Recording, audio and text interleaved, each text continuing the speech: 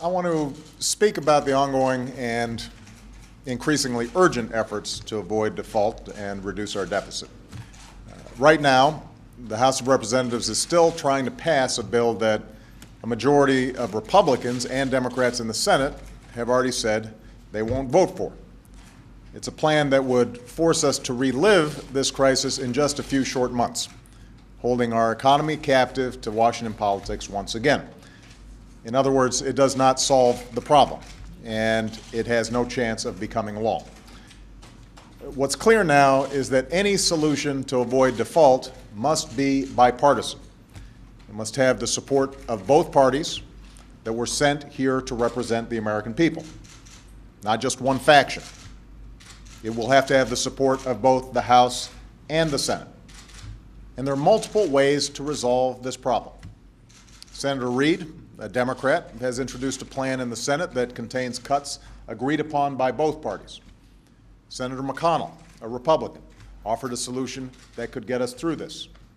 There are plenty of modifications we can make to either of these plans in order to get them passed through both the House and the Senate, and would allow me to sign them into law.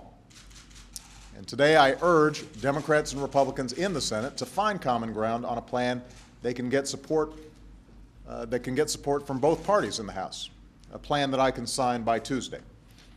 Now, keep in mind, this is not a situation where the two parties are miles apart. We're in rough agreement about how much spending can be cut responsibly as a first step toward reducing our deficit. We agree on a process where the next step is a debate in the coming months on tax reform and entitlement reform, and I'm ready and willing to have that debate. And if we need to put in place some kind of enforcement mechanism to hold us all accountable for making these reforms, I'll support that too if it's done in a smart and balanced way. So there are plenty of ways out of this mess, but we are almost out of time. We need to reach a compromise by Tuesday so that our country will have the ability to pay its bills on time, as we always have. Bills that include monthly Social Security checks, veterans benefits, and the government contracts we've signed with thousands of businesses. Keep in mind, if we don't do that, if we don't come to an agreement, we could lose our country's AAA credit rating. Not because we didn't have the capacity to pay our bills, we do, but because we didn't have a AAA political system to match our AAA credit rating.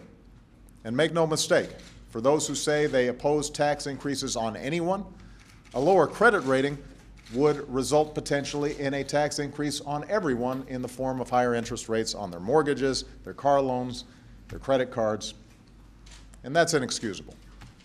There are a lot of crises in the world that we can't always predict or avoid. Hurricanes, earthquakes, tornadoes, terrorist attacks. This isn't one of those crises. The power to solve this is in our hands. And on a day when we've been reminded how fragile the economy already is, this is one burden we can lift ourselves. We can end it with a simple vote, a vote that Democrats and Republicans have been taking for decades, a vote that the leaders in Congress have taken for decades. It's not a vote that allows Congress to spend more money. Raising the debt ceiling simply gives our country the ability to pay the bills that Congress has already racked up. I want to emphasize that. The debt ceiling does not determine how much more money we can spend. It simply authorizes us to pay the bills we already have racked up.